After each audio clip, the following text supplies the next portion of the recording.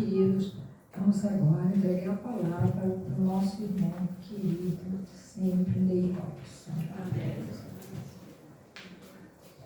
Obrigado, irmã. Essa igreja também é muito querida minha. Se eu morasse aqui pertinho, com certeza eu estaria com vocês. Que a paz do nosso Senhor esteja em nossos corações. Amém. Deus seja louvado. Hoje é o dia do Senhor, né? Eu estava lá na igreja de Vila Valqueire. Aí tem vindo lá uma irmãzinha de uma outra denominação. Eu não vou falar qual é. E ela tem... Sábado passado ela debateu com o professor da classe, falando a respeito do dia do Senhor, sábado, né? Sim. E eu vi que o professor teve que sair efetivamente da lição em si, para poder responder algumas questões. E aí eu fiquei pensando, porque ela falou que por que nós adventistas não damos a paz do Senhor, né? Mas eu dou a paz do Senhor, a paz do Senhor. É um costume, é uma questão de costume. A gente estava feliz sábado, né? Mas depois eu peguei o microfone e falei, olha, irmã, a minha mulher, ela é oriunda de uma outra denominação que fala sobre a paz do Senhor. Então, eu também dou a paz do Senhor. A paz do Senhor para a senhora, irmã. A paz do Senhor. Já quebrou o gelo ali, né? Aí, o professor não pôde estar na classe hoje, por isso que eu tive que, né, cobrir. E foi justamente hoje, essa semana, o assunto do sábado em si, né? Eu estava presente?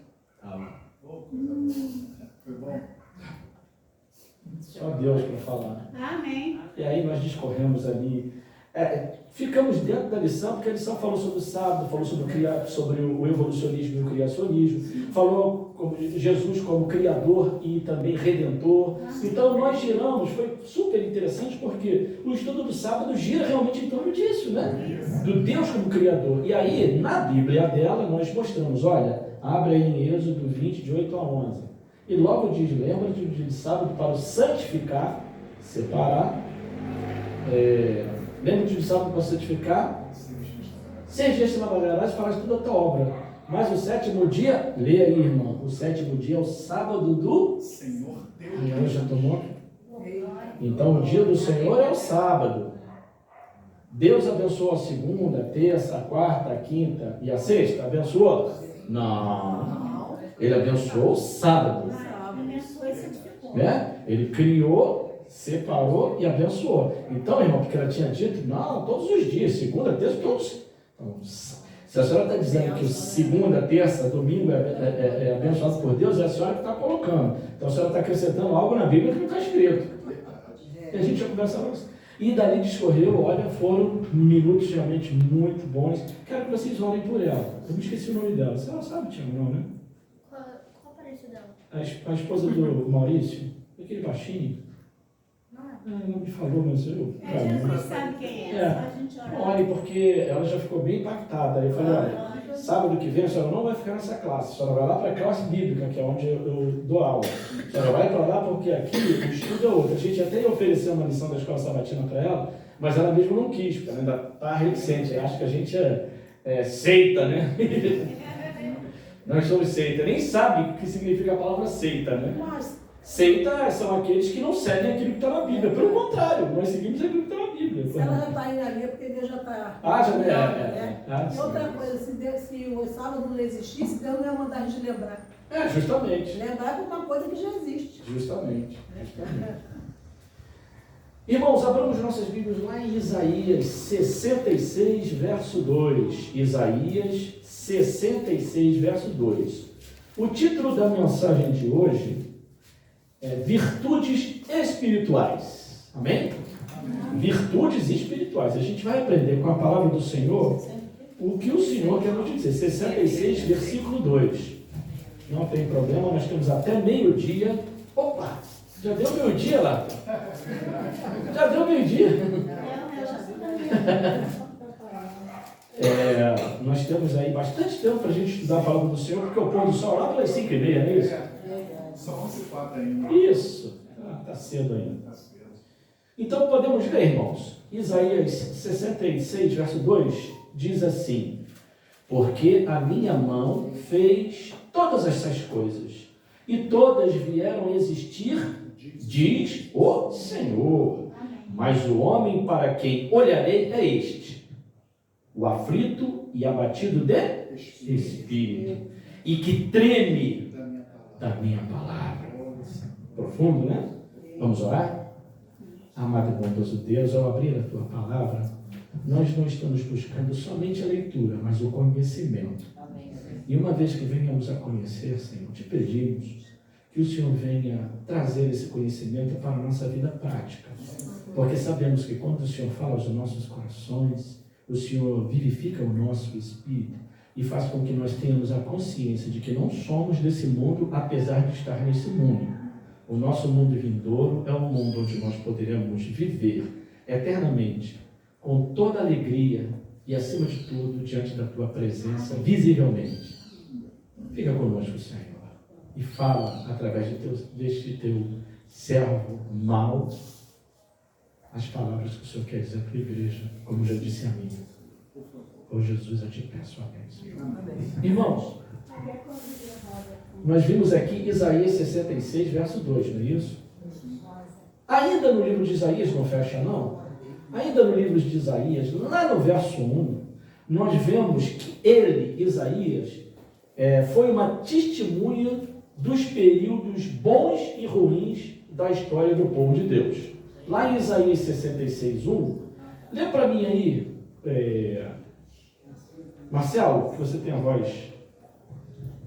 Ele foi testemunha, e logo no versículo 1 do livro dele, nós lemos assim: Assim diz o Senhor: o céu é o meu trono, e a terra o estrado dos meus pés. Que casa lhe edificarei vós? Eu errei. É Isaías 1, perdão.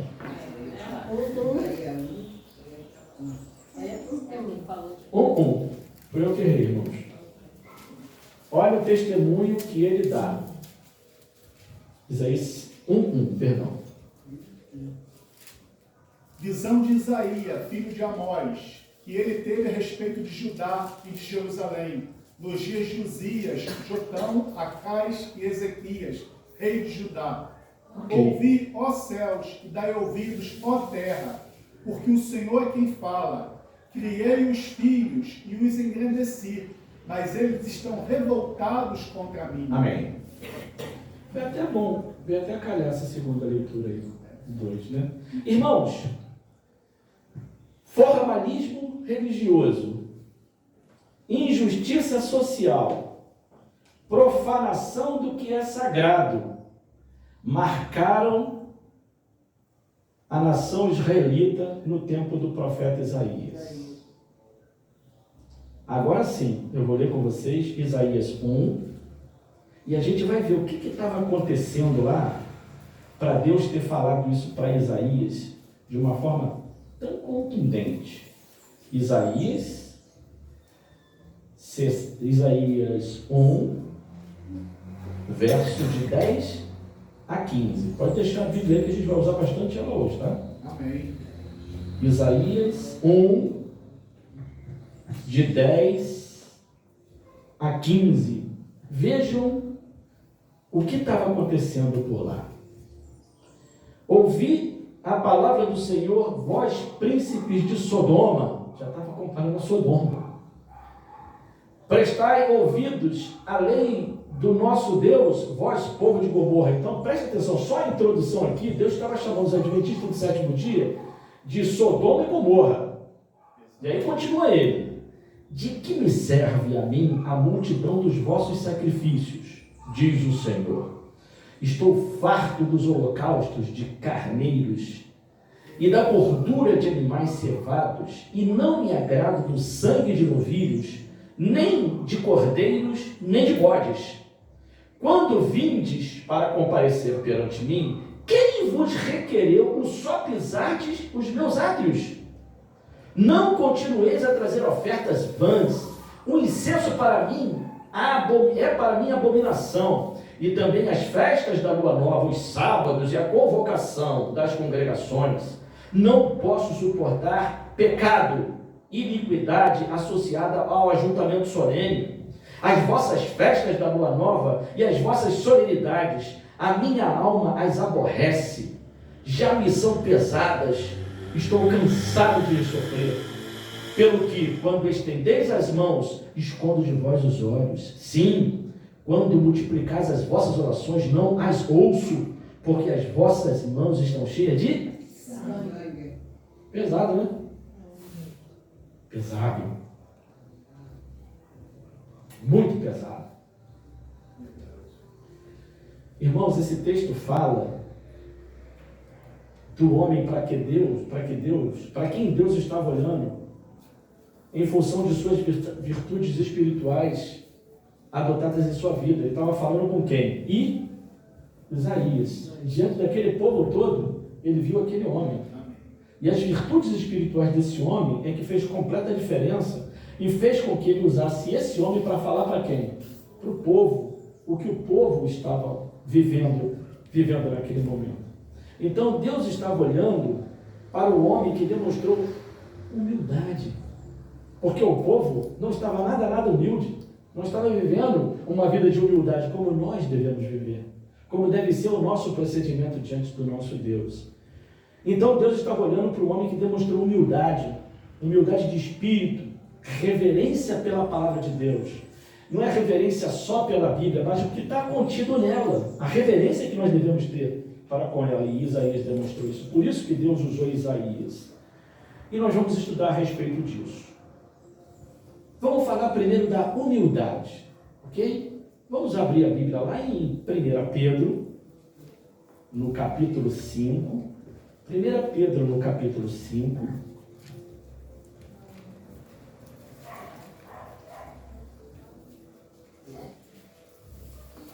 Primeira Pedro, capítulo 5.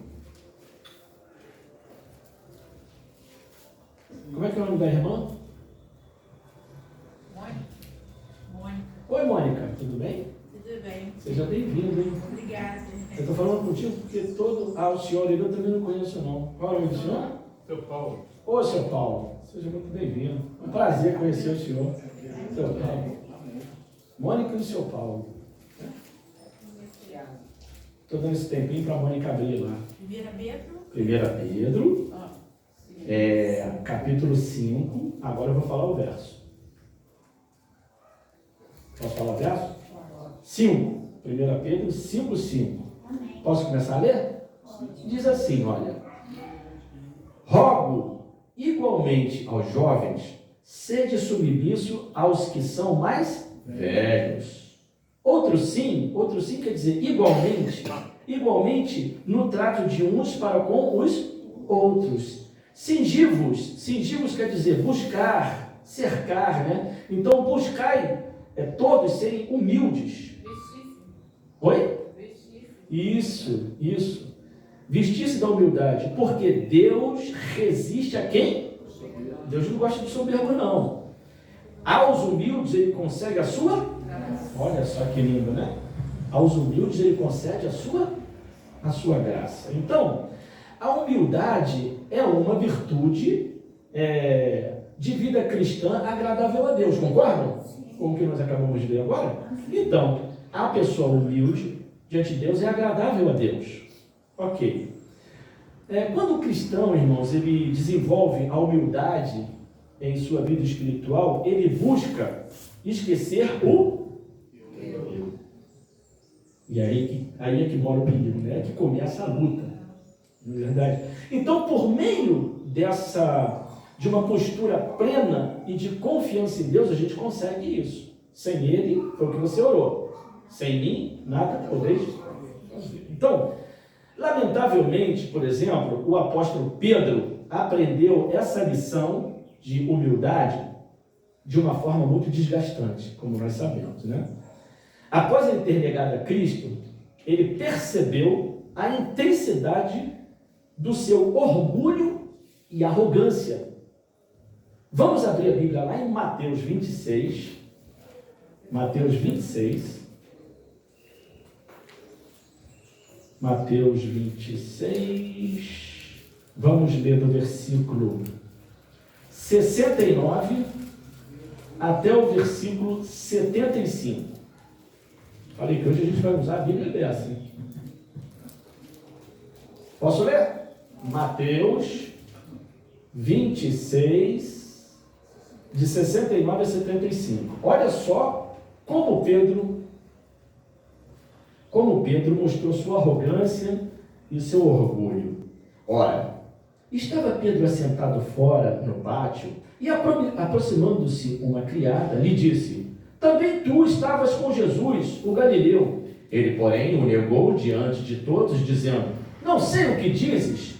E saindo para o alpendre, foi ele visto por outra criada, a qual disse aos que ali estavam: este também estava com Jesus, o Nazareno. Ele negou outra vez com juramento, ele ainda jurou: não conheço tal homem. Logo depois, aproximando-se os que ali estavam, disseram a Pedro: verdadeiramente és também um deles, porque o teu modo de falar o denuncia.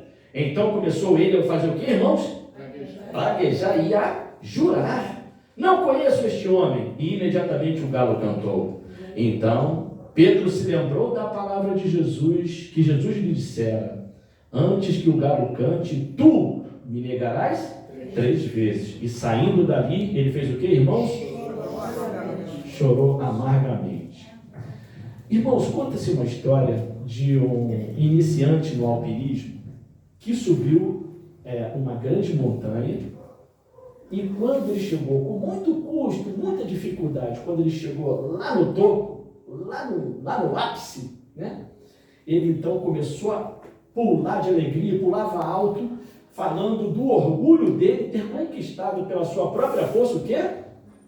O topo, né? Porém, um alpinista mais antigo, né, mais experiente, o alpinista mais antigo estava assim, ó, de joelhos. Aí ele falou assim: ó, vou te dar um conselho, não fica pulando não, porque o vento pode te levar. Cuidado com o vento, porque o vento pode te derrubar. Aqui em cima, só levantamos ajoelhados. Então, irmãos, a Bíblia nos adverte do perigo da autoconfiança e do orgulho, né? Tem uma passagem muito conhecida, vocês não precisam abrir, é pequena, mas é muito poderosa, que está lá em 1 Coríntios 10, 12, que diz assim: olha, aquele, pois, que pensa estar em pé, veja, para que não caia. Então, qual é o conselho que Isaías nos dá nessa manhã no que concerne aqui a humildade? Nós precisamos confiar parcialmente em Deus? Totalmente. A frase é fácil de pronunciar, mas difícil é viver, porque o eu conspira contra o espírito. Muito bem. É a luta da carne contra o espírito.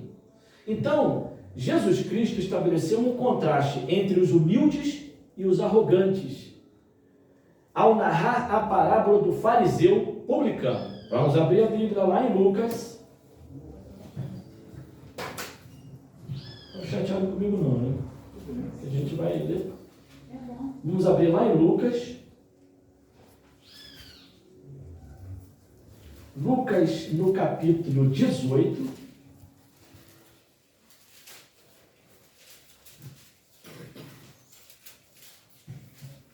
Lucas, capítulo 18. E nós vamos ler o verso 9 até o verso 14. Amém? Amém. Posso ler? Vamos primeiro ler do 9 ao 13, aí depois a gente terminou com 14. Então, propôs também esta parábola a alguns que confiavam em si mesmos, por se considerarem justos e desprezavam os outros. Jesus falando aqui, irmãos: 2 homens subiram ao templo com o propósito de fazer o quê? Orar. Um fariseu e o outro publicano.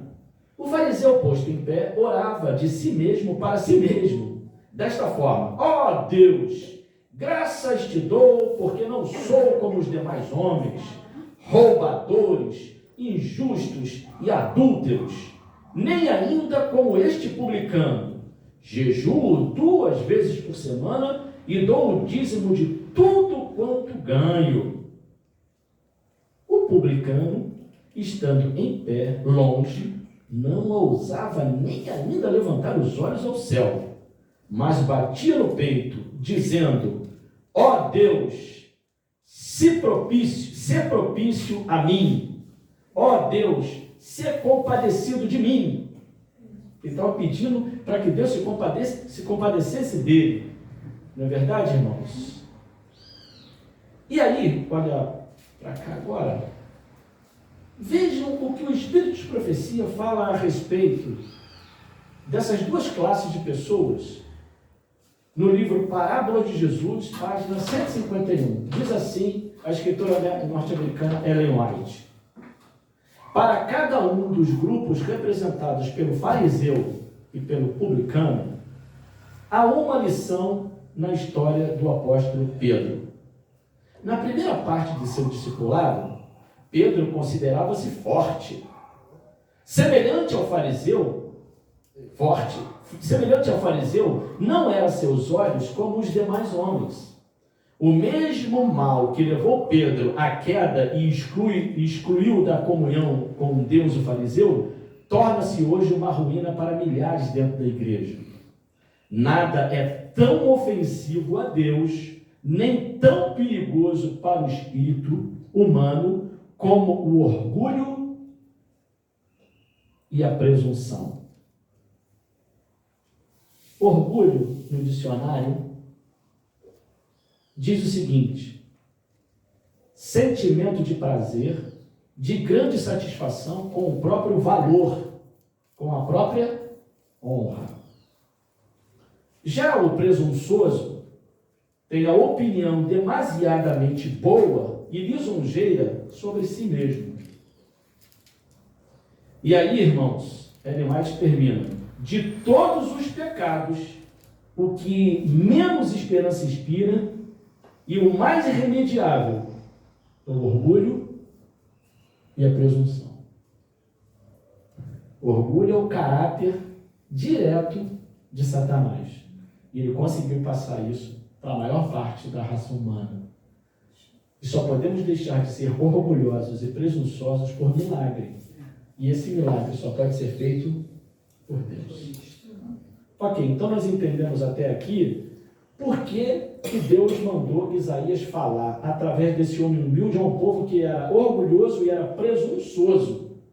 Trazendo para os dias de hoje, cruzava daquela porta para fora e vivia como mundano, mas daquela porta para dentro tentava ser um cristão, mas não era.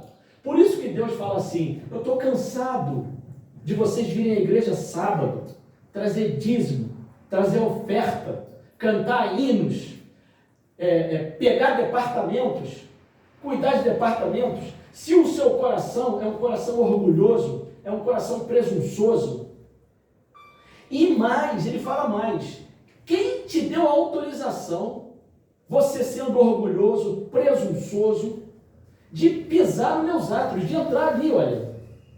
Quem te deu essa autorização? Então o povo estava completamente, assim como muitos de nós podemos estar também, irmãos. Eu sempre falo isso, sempre vou falar. Quando Jesus voltar, ele vai encontrar só trigo na igreja? Não. O joio é que age assim. O joio parece que é, mas no fundo, não é. O joio parece o trigo, mas ele tem trigo dentro do... Não, ele é vazio, ele é oco. Então, Deus quer te curar de dentro para fora, e não de fora para dentro. É de dentro para fora. Ele quer te encher. Nós somos vazios de tudo aquilo que é bom, de todo o fruto do Espírito Santo. Nós somos vazios. Talvez alguns já estejam no caminho, crescendo, sendo cheio pelo poder do Espírito Santo. Outros ainda estão a caminho. E outros não estão nem aí. Não querem. Querem viver uma vida fácil. Entende? Nós estamos no mundo, e esse mundo jaz o que, irmãos?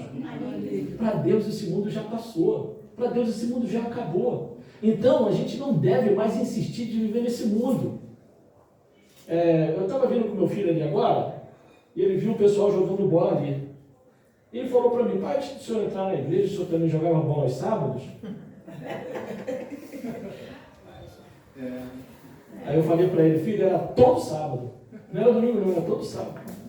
Todo sábado eu estava jogando bola, começava às 8 horas da manhã. Mas eu era o quê? Ignorante, eu não sabia. A partir do momento que eu entendi, eu passei a viver. E foi uma luta tremenda. Porque a minha vida não girava só em torno de segunda, terça, quarta, quinta e sexta. Era no sábado que eu estava livre do trabalho secular. Mas continuava na minha vidinha medíocre. Então, irmãos, ainda no verso 14 do Lucas 18, olha como é que Deus conclui a parábola, afirmando que, digo-vos, que este, ou seja, o publicano, digo que esse, o publicano, desceu justificado para a sua, e não aquele. Porque todo aquele que se exalta, mas o que se humilha será exaltado. Vocês lembram que Deus fala na sua palavra que Ele vai trazer à luz tudo aquilo que a gente fez o quê? De certo e de... Então o que a gente fez de errado também será trazido. Mas será trazido por quê? Se nós não formos perdoados. Entendem? Então essa primeira parte da nossa mensagem diz o seguinte: nós precisamos buscar a humildade, e essa humildade só Cristo pode nos dar. Então o que nós devemos pedir a Cristo é o seguinte: Senhor, perdoe os nossos pecados e tira do nosso caráter o defeito que nós trazemos desde a nossa infância, desde o nosso nascimento, porque o salmista diz, né, em pecado. Foi Davi que falou, não foi? Em pecado. Então a criança, quando nasce, ela já nasce pecadora. E só quem pode transformar essa criança de pecadora para uma não pecadora é o poder de Cristo. Por isso que nas nossas orações devemos pedir: Senhor, tira de mim o eu e coloca o Senhor na minha vida. Tira de mim o orgulho e a presunção. Porque tem hora que nós somos, sim, meio que orgulhosos. Não, eu faço. Não, sou eu que mando. Sou eu que determino. Sou eu que... A minha palavra aqui é a última. Tem uma hora que a gente sai de si e pega aquela natureza carnal e acha que pode fazer as coisas. Não, eu que vou mandar, sou eu que determino. No reino de Deus a coisa não é assim, não. Né? Para você ser primeiro, você tem que ser o último. Né? Isso aí. Então, irmãos, todo aquele que se humilha será exaltado. A gente vê entre Jesus e Satanás, né? O oposto de um e de outro. Justamente. Um sendo tudo, se humilhou. Isso. O outro que não era. Agora nós vamos falar sobre contrição. Nós falamos sobre humildade, agora vamos falar sobre contrição. Contrição de espírito. Abramos lá em Isaías 57, verso 15. Isaías 57, verso 15. Isaías 57, verso 15. Fala assim. Isaías 57, verso 15. Posso ler? Diz assim: porque assim diz o alto, o sublime, que habita a eternidade, o qual tem o nome de santo. Habito no alto e santo lugar, mas habito também com o contrito e abatido de espírito, para vivificar o espírito dos abatidos e vivificar o coração dos contritos. Amém? Então, irmão, faz bem ao ser humano saber que Deus, o Todo-Poderoso, habita no céu, mas também habita com o contrito e abatido de coração. Então, se a contrição invade teu ser, se o abatimento espiritual ronda a tua vida, tá aí, olha, Deus habita contigo, você não está sozinho. E Deus vai transformando você vagarosamente até que você não se sinta mais assim. Você se sinta alegre, feliz. Porque mesmo em meio às quedas e levantes da tua vida, você está no caminho. O importante é continuar no caminho. Ainda que você caia e se machuque, você está no caminho. E o caminho tem a porta o quê? Larga ou estreita? E o caminho é o quê? Apertado, largo apertado. Né? Então, vez ou outra, a gente cai. Não é? Mas quem está ali para nos dar a mão e nos reerguer? O nosso Senhor e Salvador Jesus Cristo. Então, irmãos, a contrição aponta para o arrependimento sincero pelo pecado e a sensação de incapacidade de sermos salvos por nós mesmos. Então, a contrição traz isso, aquela tristeza de espírito, né? A gente, hoje não, a gente sabe que não, mas o contrito é aquele que sente que pecou e sente a necessidade de perdão, mas sabe que não vai conseguir por si mesmo. Por exemplo, quando Cristo disse para Maria, vai e não peques mais, ele estava dizendo para Maria, para ela não pecar a partir daquele momento nunca mais? Não. Era isso? Não. O que ele estava dizendo para ela então? Vai e não peques mais. Que ela se arrependesse. Sim, ela se arrependesse e não pecasse mais. Ele estava falando para ela, olha Maria, tá vendo aí?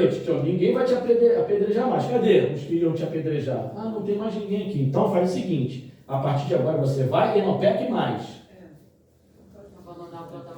Isso aí, Aninha. Ela vendia o seu corpo. Então o que ele falou para ela? Olha, não faça mais isso. Não venda o seu corpo.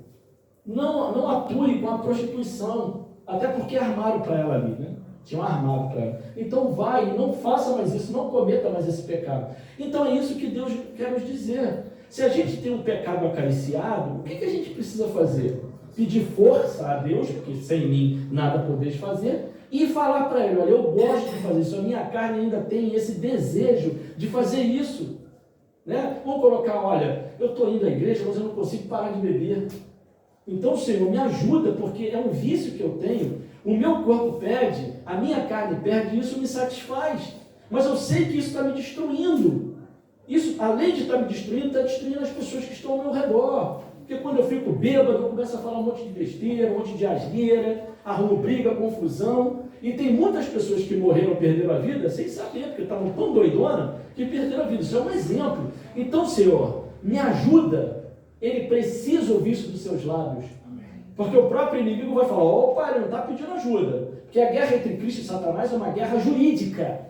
Deus não pode fazer aquilo que a gente não permite, assim como Satanás também não. Mas uma vez que a gente abre a guarda para o inimigo, ele atua. Ele atua. Então é pedir a Deus, eu não quero mais. Então qualquer defeito de caráter que nós temos só pode ser resolvido pelo poder de Deus.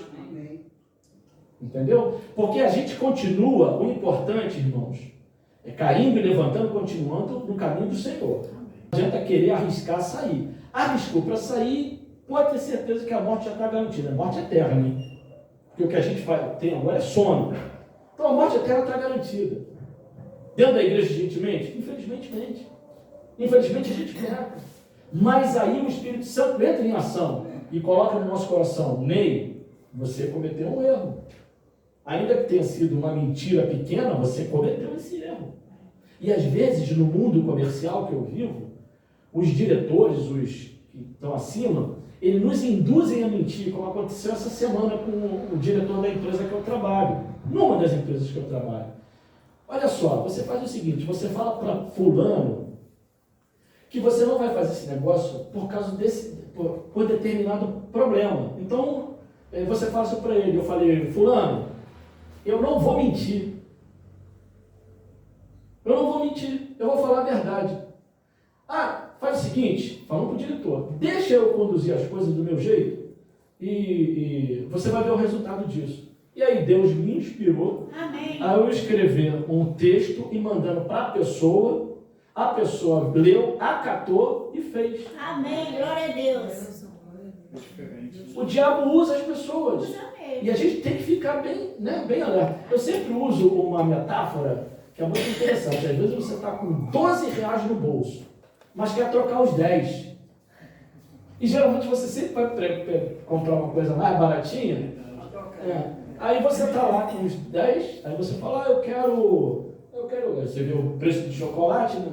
R$2. Aí vai voltar 8 para mim, eu vou continuar com 10 da turma. Aí eu quero esse chocolate aqui, Kit Kat. Quero Kit Kat. Aí vem a fatídica pergunta, né? Você tem R$2 trocado, não? Aí a gente acaba mentindo. Não tenho não. Tem O diabo arma. Queria Nas, gastar o dinheiro. nas coisas simples, não é isso? O diabo arma nas coisas simples. E aí você vai e aquilo passa, mas não passa para Deus não. Né? Melhor dar os 2 e continuar com os 10. Ou então não comprar nada. Então, irmãos, somos pecadores diante de um Deus santo. Deus é santo e Ele não habita onde existe o pecado, mas habita no coração do pecador. Deus detesta o pecado, porém ama o pecador. Ele ama o pecador. Ele sabe que nós somos um joguete na mão do inimigo. Ele quer nos libertar disso. Então, somos pecadores diante do Deus santo. Portanto, ter essa consciência deve despertar em nós um sentimento de contrição e de arrependimento dos nossos pecados. Aonde você estiver, o que você estiver fazendo, pensando, falando, Deus está ali. Por isso que nós que temos o conhecimento da palavra de Deus, temos que ter esse pensamento de que nós estamos sempre na presença de Deus. Tem sempre um anjo relator, relatando tudo aquilo que a gente pensa, tudo aquilo que a gente fala e tudo aquilo que a gente faz. Não tem nada que passe oculto aos olhos do Senhor, nada. Entendeu? Nada. Tudo vai ser trazido ao conhecimento. O arrependimento, irmãos, é parte integrante da postura diária do cristão. É diária, porque todo momento o inimigo está nos tentando. Vocês sabiam que ele tem um tempo para nos tentar? Ele não pode ficar tentando o tempo todo, não. Ele tem um tempo. E é nesse tempo que vem a nossa resistência. E a nossa resistência só pode ser vencida se nós estivermos no Senhor.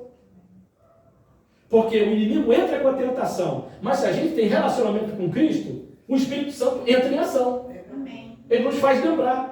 Agora, quando a gente não está nem aí para estudo da palavra, vai à igreja quando quer, ou então vai e não está nem aí, está mais preocupado com a programação do que com o crescimento espiritual, acontece isso, um vácuo, um vazio, e acontece o que acontece e o que está acontecendo nas nossas igrejas. Verdade. É traição, é mentira. É o que está acontecendo. O povo de Deus está sendo avacalhado por culpa do próprio povo. Falta de conhecimento, né, gente? Justamente. Eu falei com a Mônica hoje. Eu não acho que é falso conhecimento, não. Acho que é falso botar em Eu acho prática. que Justamente, também. a gente tem que reconhecer a voz. Até porque está escrito na lei de Deus, não terás. Fala. A tentação, a aprovação quando é a voz de Deus. Porque a gente passa por isso todas as horas. A tentação, a aprovação quando é a voz de Deus. Se a gente reconhecer isso na nossa vida, a gente vai caminhando. Agora, o reconhecimento não pode ficar só no campo do reconhecimento. Ele tem que ir para a prática. E Deus nos dá essa prática, se a gente quiser. Então, o arrependimento é parte integrante da vida diária do cristão. Ele apresenta diante de Deus sua condição pecaminosa e busca humildemente o seu perdão. Eu reconheço, Senhor, que errei. Eu reconheço. Uma vez, irmãos, eu cometi um pecado, muitos anos atrás. E aí, eu sentia, Ana, por Deus do céu, acredita, Marcelo, eu sentia um peso nas minhas costas, peso literal. Eu estava andando assim, ó, já curvado, porque aquilo não saía da minha cabeça, aquele erro que eu cometi. E eu caí na minha sala, eu morava no Guadalupe, eu caí na minha sala, minha mulher, minhas filhas não estavam em casa, eu caí na sala, me ajoelhei e quase que chorei, eu acho que chorei, lembro que eu chorei. Eu falei, Senhor, eu estou arrependido, me perdoa, por favor, tira esse peso das minhas costas, acredite se quiser. Eu senti, como se estivesse tirando o peso das minhas costas, minha coluna voltando para o lugar. Amém. Me pergunta qual foi o pecado que eu cometi. Eu não lembro. Amém, glória a Deus. Não lembro. Deus não se lembra nem você. Eu não lembro, até hoje eu não lembro. Não lembro mesmo. Eu estava triste, eu estava contrito. Isso aconteceu. Então, irmãos, contrição e arrependimento são evidências diretas da obra do Espírito Santo na nossa vida. Quando a gente está triste pelo que a gente fez de errado, contrito, o que está acontecendo? O Espírito Santo está trabalhando, isso é muito bom. Né? Contrição quer dizer sentir-se arrependido. E arrependimento, tristeza pelo mal cometido. Oi? Oi? As pessoas têm uma vaga ideia de que só preciso confessar, né? Mas essa tristeza é importante para que haja perdão. Justamente. Porque se não houver tristeza pelo que cometeu, só confessar não adianta. Justamente. Se você passa por um momento de tristeza e vence essa tristeza, você vai querer voltar a fazer a mesma coisa para ficar triste novamente? Então a Bíblia mesmo diz o contrito e o abatido de espírito. Então a contrição é o sentimento de arrependimento. Bom, e o arrependimento em si? É a tristeza pelo mal cometido. Entenderam? E nós temos que fazer uma análise da nossa vida diariamente e pedir perdão pelos pecados involuntários. O que é o pecado involuntário? O que é o pecado involuntário? Cometido sem consciência. A gente é tão pecador, mas tão pecador, que a gente às vezes comete um pecado sem saber que cometeu. Quando veio, já falou uma mentira. A coisa já passou e você nem lembra. Por isso que o povo de Israel matava um cordeiro pelos pecados conhecidos e pelos pecados involuntários. Então, olha, Senhor, eu não sei se eu pequei ou se eu não pequei involuntariamente. Então está aqui um cordeirinho já. Quer dizer, o Cristo ainda tem que morrer por isso também. Pelo pecado involuntário. Tamanho pecado que invade a nossa vida e o nosso ser, irmãos. Olha o que Ellen White diz a respeito. Livro Fé e Obras, página 103, ela diz o seguinte: quando o pecador penitente é arrependido, quando o pecador arrependido, contrito diante de Deus, reconhece a expiação de Cristo em seu favor e aceita a expiação como sua única esperança nesta vida e na vida futura, seus pecados são perdoados. Isso é justificação pela fé. A justificação pela fé é justamente isso. Você acredita que Jesus Cristo é o teu Deus, teu Criador, teu mantenedor, teu Salvador, e acredita que Ele pode te perdoar dos pecados. E você é perdoado por Cristo pela graça de Cristo, mediante a fé. Não é isso? E o que é a fé? Acreditar naquilo que você não viu. A senhora viu Jesus Cristo nascer? Não. A senhora viu Jesus Cristo ensinar ao povo lá em Jerusalém? Você viu Jesus Cristo morrer na cruz do Calvário? Mas por que nós acreditamos que Ele é o nosso Salvador? Pela fé. Pela fé. Amém. Eu costumo dizer, meu Deus tem uma profissão. Jesus tem uma profissão, ele é carpinteiro, não é isso? Tem. Olha, ele é carpinteiro. Um carpinteiro nasceu numa família pobre, numa manjedoura, viveu uma vida difícil. Nos últimos anos de vida dele, se não convidassem ele para dormir na casa, ele dormia ao relento, com a cabeça em cima da pedra, passou fome, passou necessidades, e ele é o meu Salvador. Amém. Todo mundo espera um Salvador, porque é poderoso, né? Maravilhoso. Ele não. Quem é o seu Salvador? Meu Salvador é um carpinteiro, nasceu lá em Jerusalém. Né? Humilde, né? Humilde. Irmãos, no maravilhoso sermão do monte, Cristo declarou o seguinte: bem-aventurados os humildes de espírito ou coração, porque deles é o reino dos céus. Amém? Agora nós vamos para a última parte do nosso sermão, que fala sobre a reverência pela palavra. Primeiro nós falamos sobre a humildade. Segundo, nós falamos sobre a contrição de espírito. E agora, a terceira, nós vamos falar sobre a humildade, sobre a reverência pela palavra. Então, ainda no livro de Isaías, vamos ler novamente o que nós lemos no início, Isaías 66, verso 2, para a gente poder guardar isso no nosso coração. Isaías 66, verso 2. Isaías 66, verso 2. Posso ler? Diz assim: porque a minha mão fez todas estas coisas, e todas vieram a existir, diz o Senhor. Mas o homem para quem olharei é este, o aflito e abatido de espírito, e que treme da minha palavra. Olha só, treme da minha palavra. Irmãos, Deus fala do homem que se inclina em reverência diante da sua palavra sagrada. O conceito de reverência, isto é, respeito pelo que é sagrado, permeia a Bíblia. E nós devemos ter o quê? Reverência. Por isso que quando abrimos a palavra do Senhor, não devemos abrir como abrimos qualquer livro, né? Qualquer livro de escola, qualquer livro secular. Esse livro, antes de ser aberto, nós temos que respeitar, temos que fazer a oração, pedindo autorização ao Senhor para abrir a sua palavra e obter dela aquilo que a gente precisa para a nossa salvação, porque a Bíblia é o manual da nossa salvação. Amém? Então temos que ter reverência. Tremor. O tremor indica uma postura de reverência respeitosa por Deus. O homem que treme diante de Deus e da palavra de Deus é aquele que reconhece o poder e a autoridade de Deus. Porque tem gente que pega a palavra dele ou usa a palavra dele de qualquer forma. Ai daquele que usa o nome do Senhor Deus, hein? Ai daquele. Vocês não viram o neto de Nabucodonosor? Como é que era o nome do neto de Nabucodonosor? Belsazar. Ele era o rei? Ele era o rei? Não. Ele estava substituindo o pai dele, Nabonido. Nabonido vivia longe, ele vivia mais fora de Babilônia do que efetivamente o filho. Nabucodonosor não teve filho homem, por isso o neto dele, Belsazar, estava no reino naquele momento, porque o pai dele, Nabonido, estava fora. Tanto é que quando ele manda chamar Daniel para decifrar aquilo que estava escrito lá na parede, Mene, Tekel, Parsim, ele fala para Daniel: se você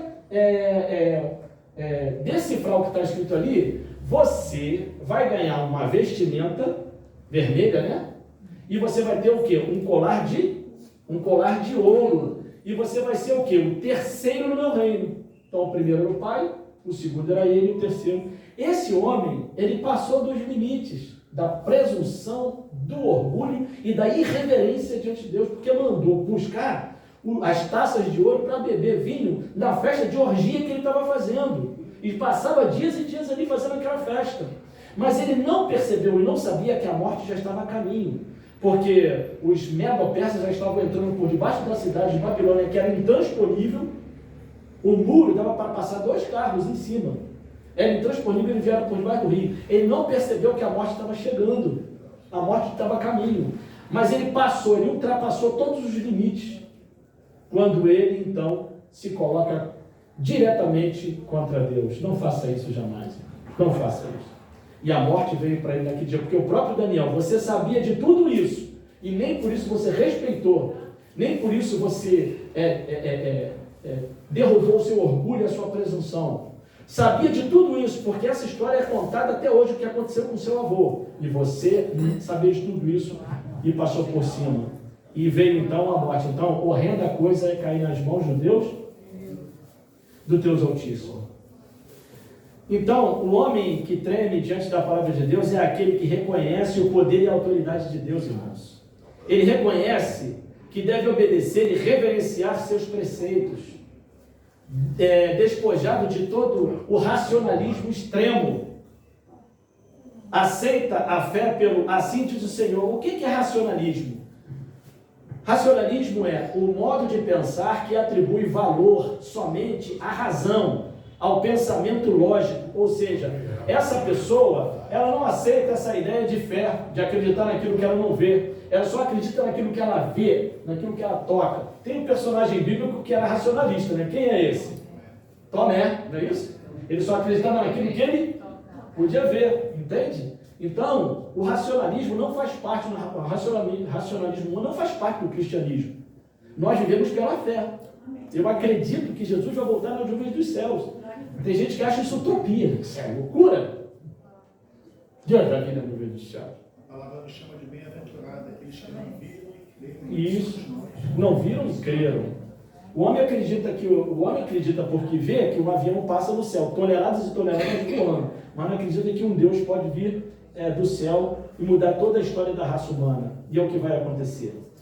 Então, irmãos, o que significa, efetivamente, a gente já está indo para o final, o que significa tremer diante da palavra de Deus? O que significa? Vamos ver? Abre lá, Marcelo, abre lá para mim, em Salmos 1 e leia verso 1 e verso 2. Irmã, Depois a senhora abre em João 5,39. Mas eu vou dar tempo. Primeiro vamos ler o que o Marcelo vai ler e depois nós vamos ler o que a nossa irmã vai ler. Eneida, irmã Eneida. Perdão, irmã Eneida. Às vezes eu troco o nome das minhas filhas, acredito. Chama ela de Aline, Aline de Aline. Mas eu sou a Aline, é que é a Aline. Vamos lá. Então, o que significa tremer diante da palavra de Deus?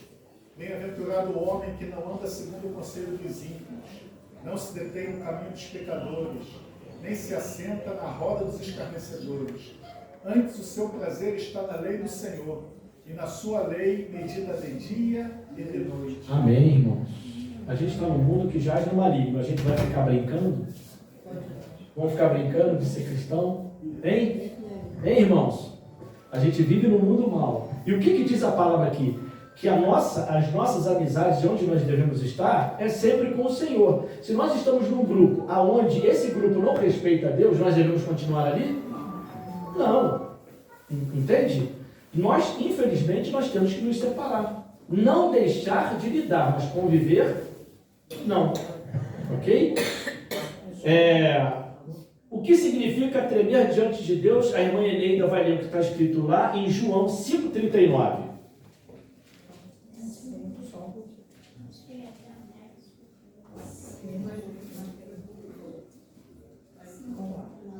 Examinai as Escrituras, porque julgais ter nelas a vida eterna. Amém. E são elas mesmas que testificam de mim. Amém. O que a Bíblia acabou de nos dizer agora? Examinai as Escrituras. Por quê? Porque é ela que nos dá, é a palavra da nossa salvação. É aqui, né? Examinai as Escrituras, porque julgaste ter nela o quê? Vida eterna. Aqui está falando de vida eterna, não está falando dessa morte que a gente vai ter agora daqui a pouco, não. Mas está falando de uma vida sem fim. Então, nós não podemos perder tempo com esse mundo sem ler a palavra de Deus. A gente perde tempo vendo séries. A gente não lê a Bíblia, mas fica vendo série. A gente fica vendo show. Às vezes até show da igreja, mas perde o tempo de ler a Bíblia, que pode mudar a tua vida, como está mudando a vida dessa senhora que está lá com a gente. Ela está vendo que tudo aquilo que ela aprendeu, para vocês terem uma ideia, ela tem anos e anos de igreja e não sabe manusear a Bíblia, não sabe onde está Mateus, não sabe onde está Isaías. E como é que ela afirma que o domingo assim é o dia de guarda e não o sábado? Como? Bem, o significado de tremer também diante da palavra de Deus é a plena aceitação de seus preceitos e normas e, consequentemente, as práticas desses preceitos por meio de um estilo de vida adequado.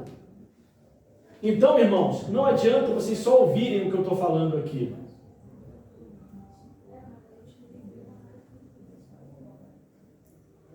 Não adianta a gente ficar só ouvindo o que eu estou falando, porque não sou eu que estou falando.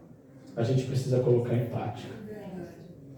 A gente não tem que ouvir o sermão e sair e esquecer, porque é tudo isso que o inimigo quer. Ele quer mudanças e mudanças profundas na nossa vida. Tremer diante de Deus é a permissão para que o poder dessa palavra mude o nosso coração. Mas quando a Bíblia fala coração, é mudar o coração, esse músculo que nós temos aqui, é o coração que ele está falando? É a mente. Entendeu? Nós temos que permitir o Espírito Santo que faça essa mudança. E às vezes ele tem que nos quebrar. Como diz, né, aquele hino, né? Vaso novo. Deus nos quebra para nos refazer. Mas quando ele nos refaz o quê? Perfeitos. A gente vai sofrer nessa vida. A gente vai passar por percalços. O próprio Cristo disse, no mundo tereis aflições. Vocês vão passar pelo vale da sombra da morte. Mas ele diz que a gente vai estar sozinho? Não. A tristeza pode durar uma noite inteira. Mas a alegria vem. Amém. Deus sempre nos renova. Amém. Acima de tudo, por isso que ele diz, não tereis outros deuses, nem filho, nem filha, nem marido, nem esposa. Ninguém pode estar acima de Deus, porque Deus é que preenche o vazio existencial da nossa vida. É Ele que nos traz paz em momentos de guerra. É Ele que cura as nossas feridas. É Ele que sara a nossa vida. É Ele que nos dá prazer. Uma vida sem Cristo é uma vida sem prazer. É uma vida sem alegria. É uma vida triste, vazia e depressiva. E por último, irmãos, vamos ler João 4, 23. João 4, verso 23. João 4, 23. João 4, 23. Isso, João 4, 23. João 4, 23.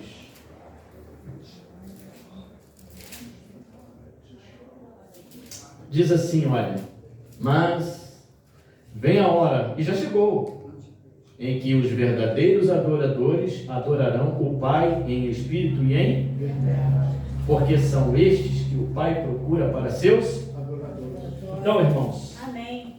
Deus se alegra quando o seu povo o adora de verdade, não da boca para fora. Adora de verdade.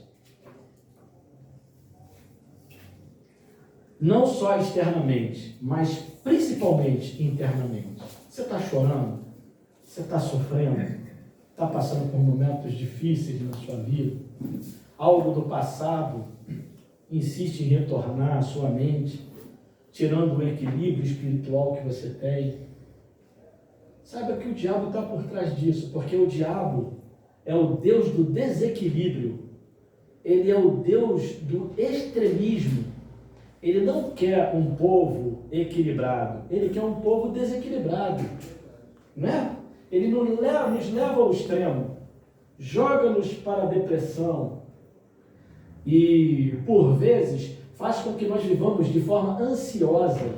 Então, quando você vive muito passado, ele te traz a depressão. E quando ele te joga para o futuro, ele te traz a ansiedade e ele te desequilibra. Porém, o nosso Deus é um Deus de equilíbrio, Ele quer um povo de equilíbrio. Ele sabe das nossas necessidades, sabe das artimanhas que o diabo usa na nossa vida. Ele usa pessoas fracas, até dentro da igreja, para tirar o nosso equilíbrio. E por vezes afeta tão profundamente que tem gente que sai da igreja e não volta nunca mais. Porque aconteceu, porque o pastor, porque o Marcelo, porque o Ney Robson, porque a Ana, porque fez isso, eles que foram culpados de eu sair da igreja. Até podem ser. Mas de repente o Ney Robson, o Marcelo, o pastor e a Ana vão se salvar. E essa pessoa que saiu da igreja não. Porque o Espírito de Profecia diz que quando chegar no dia do juízo, lá, do acerto de contas, não vai ter bater pezinho, nem fazer beicinho com Deus. Ah, eu saí por causa do Marcelo da igreja. Ah, você então atrás do Marcelo, não ia atrás de Cristo? Mas eu não falei que dentro do meu aprisco também tinha lodo? Eu não falei que no mundo vocês passariam por provações? Vocês lembram que eu falei que dentro da igreja ia ter trigo e joio? Eu não sei se a irmã é trigo ou se é joio. Espero que seja trigo. E oro por isso. Assim como a senhora também não sabe quem eu sou. Mas eu sei quem eu sou. E é isso que a gente precisa. Usar a palavra de Deus. O tempo que a gente tem aqui, irmãos. Nós temos um período dentro de uma média, 75 a 80 anos de vida. É tempo. Deus nos concedeu esse tempo. Deus é o Senhor do tempo. E aí eu pergunto, o que nós estamos fazendo com o tempo de vida que nós temos? Porque ele é muito precioso. Nós estamos aqui lutando pela vida, mas o diabo está lutando para que a gente se perca. Então o que a gente está fazendo com o tempo? Por isso que a Bíblia diz, orai sem a todo momento. Em todo o tempo, lendo a Bíblia, porque Deus quer falar conosco, Ele falou comigo através da Bíblia. Amém. Quando eu quis ser adventista do sétimo dia, que eu então, perdão irmãos, esqueci. Quando eu estava lá na igreja de Guadalupe, que eu era espírita e numa ocasião eu pedi a Deus que, olha, Deus, eu não quero ser cristão, crente, não, mas eu que eu for crente, me coloca na igreja verdadeira. Eu tinha 14 anos de idade quando eu fiz isso. Eu já expliquei essa história aqui. E aí, 8 anos depois, se passaram 8 anos depois, eu estava lá na igreja de Guadalupe, e aí eu estava querendo ser adventista, meu tio não queria me liberar o sábado, e já estava querendo me mandar embora por causa do sábado, que eu trabalhava com ele. Até que a minha mãe começou a falar, você está maluco, você tem filho para criar, como é que não vai trabalhar sábado? Você está maluco? Eu comecei a achar que eu estava maluco mesmo, olha o diabo usando a minha mãe. Eu falei, será que eu estou maluco mesmo? Realmente, Vamos trabalhar sábado. E aquilo foi, e eu vi as pessoas se batizando, não podia me batizar porque eu não guardava sábado, estava desesperado. E aquele fogo dentro de mim, uma luta tremenda, entre o certo e o errado, até que no final de um culto, sentado lá no último banco de Guadalupe 1, eu fiz uma oração a Deus mentalmente: Senhor, se essa não é a igreja que há 8 anos atrás eu pedi para estar, porque eu não queria ser crente, o Senhor sabe disso, mas o Senhor agora me trouxe. Se essa não é a igreja, me fala agora, porque senão eu vou sair por essa porta e nunca mais boto os pés aqui dentro. Estava decidido, eu ia. E abri a Bíblia. E ele me respondeu. Amém. 2 Timóteo 3,14, tu permanece naquilo que aprendeste Glória a e que foste inteiramente ensinado. Amém. 35 anos se passaram. E Amém. graças a Deus eu estou aqui. E além disso, ele fez comigo o seguinte: sobre o pouco você lhe foi fiel, sobre o muito te colocarei. Amém. Em todos os lugares que eu trabalhei, desde aquele dia que meu time me mandou embora, ele me mandou embora no cabo sábado, ele me mandou embora.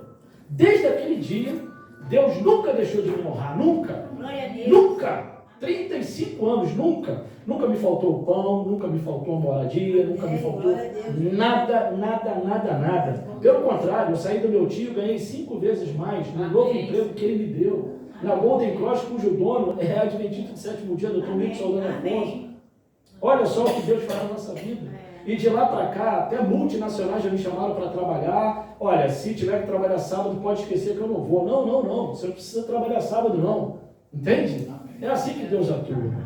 Então, irmãos, Deus fala com a gente através da Bíblia. Se você não tem tempo para ler a Bíblia,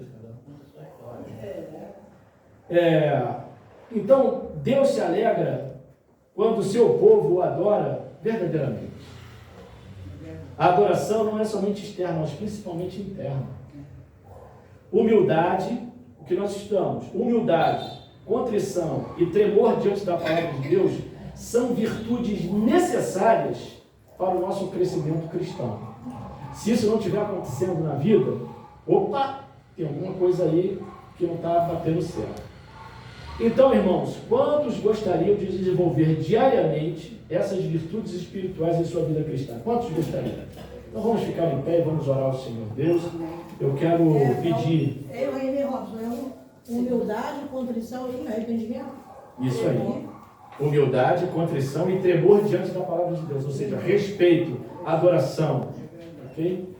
Eu vou quebrar o protocolo e vou pedir para minha irmã Eneida fazer essa oração final, já que a irmã ouviu, para que Deus nos abençoe. E doravante, busquemos a humildade, a contrição e o tremor diante da palavra de Deus. Amém. Pai querido, nosso Deus amado, que nos deixou tantos ensinamentos, Pai. Queremos, Senhor, estar servindo a Ti, Senhor, por Jesus, Pai. Torne-nos humildes, Pai. Nos ajude a nos arrependermos, Pai, das coisas que fazemos, falamos, ouvimos, pensamos, Pai, e agimos errado. Precisamos de Ti em nossas vidas, Pai. Precisamos, Pai, jogar fora o nosso eu, para que Tu venhas habitar em nós, Pai. Precisamos do Teu Espírito, Pai, para nos ajudar a nos arrependermos, a sabermos das verdades, Pai, para que possamos escolher, Senhor. E a escolha é estar contigo. Não temos outro caminho, Pai.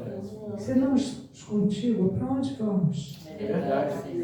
Senhor, pedimos a Ti que esteja em nossas vidas, mesmo que o caminho seja árduo, mesmo que ele seja estreito, nós sabemos que temos o Senhor ao nosso lado. Amém. E precisamos estar de pé. Amém. Oramos a Ti, pedimos, Pai, agradecemos por tudo, Senhor. Por Jesus. Obrigado por tudo, Paizinho. Obrigada, Pai. Amém. Amém. Irmãos, que Deus abençoe essa igreja. E que Deus abençoe cada lar aqui representado.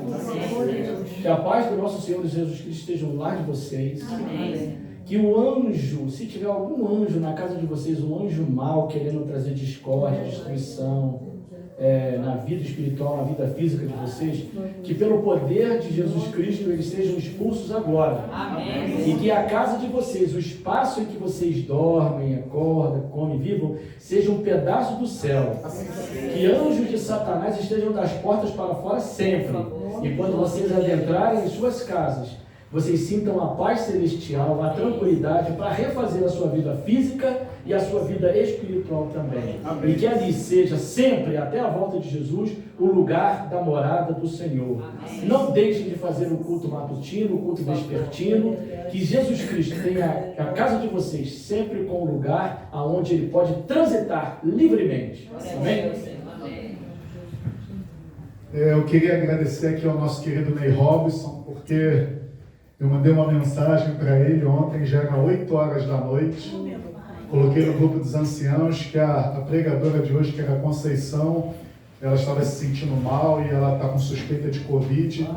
E ele prontamente atendeu o chamado e eu senti que foi o Espírito Santo que tocou no meu coração e falando, coloque lá, porque você vai receber a resposta. Esse mesmo Espírito colocou no meu coração. É contigo. Oh, glória! Louvado seja o nome do Senhor. Esse minha filha, minha amiga. Porque a gente sabe da dificuldade de conseguir alguém em cima da hora. Então, demorou menos de 5 minutos e ele estava respondendo. Glória. Então, louvo o nome do Senhor pela sua disponibilidade, porque essa mensagem falou aos nossos corações. Amém. Deus seja Obrigado, louvado. meu querido. Deus te abençoe. Irmãos, a gente está fazendo o seguinte, a gente está voltando às origens lá em Vila Valqueire. Por favor, irmãos, olhem as pessoas que estão lá fora, esses que estão jogando bolas, que estão fazendo tudo isso, eles são pessoas necessitadas de salvação. Então, irmãos, eu sugiro a vocês, é o que a gente está fazendo lá em Vila Valqueire. A gente precisa voltar às origens. Vamos marcar aqui 2 horas, 3 horas, e vamos sair para fazer o trabalho missionário, colocando os folhetins, são as folhas de outono. Vamos colocar assim nas caixas de correios, porque essa igreja ela foi levantada para isso, entende? De repente um folheto pode mudar a história de uma vida. A gente, os mais antigos sabem de uma fábrica de panela de pressão, não sei se vocês lembram disso, onde uma adventista do 7º dia sempre colocava na fábrica de panela de pressão, ela colocava um folheto da igreja. E aí foi para uma loja aí de departamento da vida, não sei nem se foi a mesma, né, que não existe mais, mas vamos colocar uma Casa Bahia, panela de pressão, foi para lá, a pessoa comprou, levou para casa, quando abriu, viu um folheto lá dentro. Quando viu, ela se converteu e toda a família. Amém. Um folheto. E quando a gente trabalha para Deus no seu santo dia, a nossa vida é abençoada, a nossa igreja é abençoada, tudo na nossa vida é abençoado. Então, gente, guardem o que eu vou falar para vocês. Ir para casa e dormir é pecado. E diz o Espírito de Profecia, tá? O Espírito de Profecia diz isso. Ir para casa, ficar em casa e dormir é pecado. A palavra descansar não é... Não tô cansado. A palavra descansar é cessar de trabalhar. A etimologia da palavra descansar é deixar de trabalhar secularmente e trabalhar para Deus. Deus não descansou quando Ele criou o sábado? E ele estava cansado? Não. Ele cessou de trabalhar. Ele criou o mundo do 1º ao 6º dia. No sábado, ele criou o sábado e ali ele cessou de trabalhar. E logo que ele criou Adão no 6º dia, Adão já guardou o 1º sábado. Amém. Irmão, sábado é para trabalhar para Cristo. Quem trabalha para Cristo pode ter certeza que Deus trabalha para cada um desses. Amém. Então faz isso. Amém. Chama. Quem quiser vir, vem. Se vem só você sozinho, vai você sozinho. Mas trabalhe, porque ao final do sábado, quando a gente está trabalhando, quando a gente acaba de trabalhar para Cristo, a gente se sente feliz. Amém. Glória Para a quem Deus. mandou isso aí foi o Espírito Santo agora. Glória a Deus. Sabe,